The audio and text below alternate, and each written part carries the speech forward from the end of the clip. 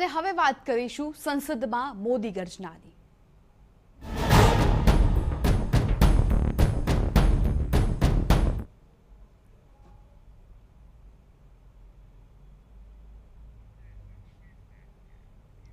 વડાપ્રધાન નરેન્દ્ર મોદીએ રાજ્યસભામાં રાષ્ટ્રપતિના અભિભાષણ પર ધન્યવાદ પ્રસ્તાવ પર જવાબ આપ્યો।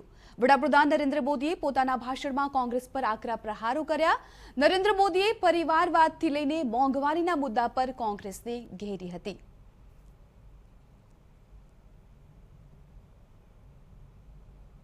તો મહત્વનું છે કે વડાપ્રધાન નરેન્દ્ર મોદીએ કોંગ્રેસ પર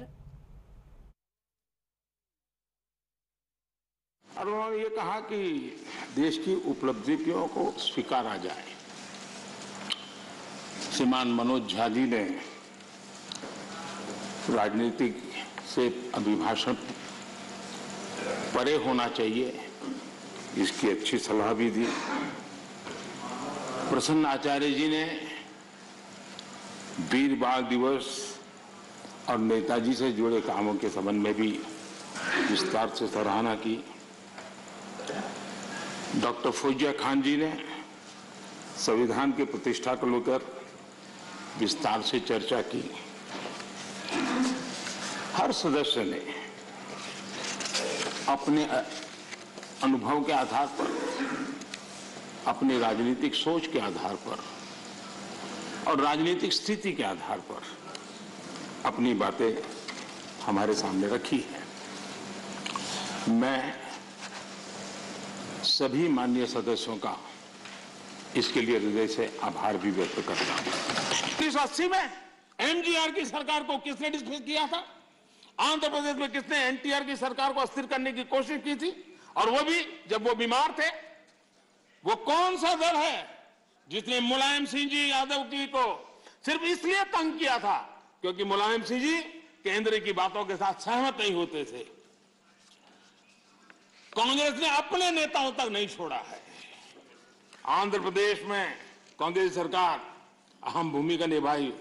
उसके साथ क्या किया? जिस केंद्र ने यहां सत्ता में बैठने के लिए उनको मौका दिया था, उनके साथ क्या किया? उन्होंने बहुत शर्मनाक तरीके से आंध्र प्रदेश का विभाजन किया। माइक बंद कर दिए गए, मिर्ची स्प्रे की गई, कोई डिस्कशन नहीं हुई। क्या यह तरीका ठीक था? क्या यह लोकतंत्र था? क्या अटल जी की सरकार ने भी 3 राज्य बनाए थे। राज्य बनाना हमने विरोध नहीं किया है, लेकिन तरीका क्या था? अटल जी ने 3 राज्य बनाए थे, छत्तीसगढ़, झारखंड, उत्तराखंड। लेकिन कोई तूफान नहीं आया, शांति से सारा निर्णय हुआ, सबने मिल बैठ करके निर्णय किया। आंध्र तेलंगाना के भी हो सकता था, हम तेलंगाना के विरोधी नहीं है, साथ मिलकर के किया जा सकता है। लेकिन आपका अहंकार, सत्ता का नशा, उसने देश के अंदर इस कटुता पैदा की। और आज भी तेलंगाना और आंध्र के बीच में वो कटुता के बीच तेलंगाना का भी नुकसान कर रहे हैं, आंध्र का भी नुकसान कर रहे हैं, और आपको कोई राजनीतिक फायदा नहीं हो रहा है। और हमें समझा रहे हैं आदरणीय सभापति जी, हम कोऑपरेटिव फेडरलिज्म के साथ साथ एक नए बदलाव की ओर चले और हमने कोऑपरेटिव कॉम्पिटिटिव फेडरलिज्म की बात कही है। हमारे राज्यों के बीच में विकास की स्पर्धा हो, तंदुरुस्त स्पर्धा हो, हम आगे बढ़ने की कोशिश करें। दल किसी का भी कोई राज्य क्यों ना करता हो, और उसको प्रोत्साहन देना हमारा काम है और हम दे रहे हैं। आदरणीय सभापति जी, मैं आज उदाहरण देना चाहता हूं। जीएसटी काउंसिल की रचना, जीएसटी काउंसिल की रचना अपने आप में भारत के सशक्त फेडरलिज्म के लिए एक उत्तम स्ट्रक्चर का नमूना है।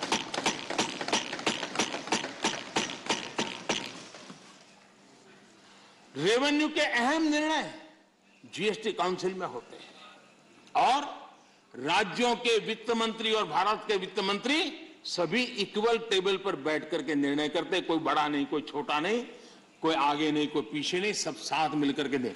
और देश को गर्व होना चाहिए, इस सदन को ज्यादा गर्व होना चाहिए कि जीएसटी के सारे निर्णय, सैकड़ों निर्णय हुए हैं, सबके सब सर्वानुमति से हुए।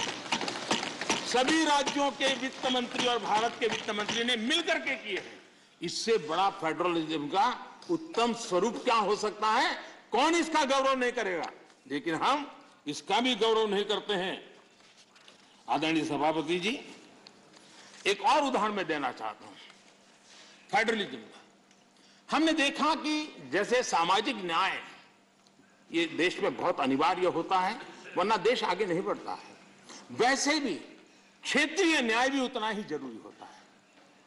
अगर कोई क्षेत्र विकास में पीछे रह जाएगा तो देश आगे नहीं बढ़ सकता है। और इसलिए हमने एक योजना बनाई, एस्पिरेशनल डिस्ट्रिक्ट। देश में 100 से ऐसे डिस्ट्रिक्ट चुने, अलग अलग पैरामीटर के आधार पर चुने गए, राज्यों के साथ मशवरा करके चुने गए, और उन 100 से अधिक जो डिस्ट्रिक्ट हैं वो राज्य के जो एवरेज डिस्ट्रिक्ट है उसकी बराबरी तो कम से कम आ जाए तो बोझ कम हो जाएगा। और उस काम को हमने किया, और आज मैं बड़े संतोष के साथ कहूंगा, बड़े गौरव के साथ कहूंगा, योजना का विचार भले भारत सरकार को आया, लेकिन एक राज्य को छोड़कर के सभी राज्यों ने इसको ओन किया। 100 से अधिक जिलों की स्थिति बदलने के लिए केंद्र सरकार, राज्य सरकार और जिला इकाई आज मिलकर के काम कर रहे हैं, और उसमें सभी दोनों की सरकार वाले राज्य हैं। ऐसा नहीं है वो भारतीय जनता पार्टी के राज्य वाले सरकारें हैं, और सबने मिलकर के इतने उत्तम परिणाम दिए हैं कि बहुत कम समय में एस्पिरेशनल डिस्ट्रिक्ट कई पैरामीटर में अपने राज्य की एवरेज से भी कुछ आगे निकल गए हैं। और ये मैं समझता हूं कि उत्तम से उत्तम काम है। और मैं बताऊं, कुछ आकांक्षी जिले जो एस्पिरेशनल डिस्ट्रिक्ट हैं उनके जनधन अकाउंट पहले की तुलना में 4 गुना ज्यादा जनधन अकाउंट खोलने का काम किया है। हर परिवार में शौचालय मिले, बिजली मिले, इसके लिए भी उत्तम काम इस एस्पिरेशनल डिस्ट्रिक्ट में सभी राज्यों ने मिलकर के किया है। मैं समझता हूं यही फेडरल स्ट्रक्चर का उत्तम उदाहरण है, और उसी से देश की प्रगति के लिए फेडरल स्ट्रक्चर का ताकत का उपयोग होना यह उसका उदाहरण है। आदरणीय सभापति जी, मैं आज एक और कैसे आर्थिक मदद होती है राज्यों को, किस तरीके से नीतियां कैसे बदलाव लाने से परिवर्तन आता है, उसका भी उदाहरण देना चाहता हूं। वो भी एक समय था जब हमारे प्राकृतिक संसाधन सिर्फ कुछ लोगों की तिजोरियां भरने के लिए काम आते थे। ये दुर्दशा हमने देखी है, उसकी चर्चाएं बहुत चली है। अब इस संपदा राष्ट्र का खजाना भर रही है। हमने कोयले और माइनिंग सेक्टर में रिफॉर्म किए। 2000 में हमने पारदर्शी प्रक्रिया के साथ खनिज संसाधनों का ऑक्शन किया।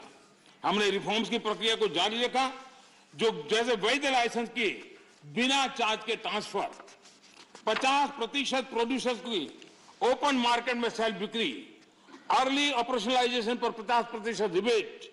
बीते 1 साल में माइनिंग रेवेन्यू लगभग 14,000 करोड़ रुपए से बढ़कर लगभग 35,000 करोड़ रुपए पर पहुंचा है। ऑक्शन से जितना भी रेवेन्यू आया वो राज्य सरकारों को मिला है। ये निर्णय किया है। सबसे बड़ी बात यह है, ये सुधार जो लागू है इसमें राज्य का ही भला हुआ है, और राज्य का भला होने में देश का भला है ही है। कोऑपरेटिव फेडरलिज्म का इस क्षेत्र इतना बड़ा महत्वपूर्ण निर्णय, और उड़ीसा इस रिफॉर्म्स को लागू करने में अग्रिम राज्य रहा। मैं उड़ीसा के मुख्यमंत्री जी को अभिनंदन देता हूं कि उनकी सरकार ने सारे रिफॉर्म्स को हमारे साथ कंधे से कंधा मिला करके काम किया है।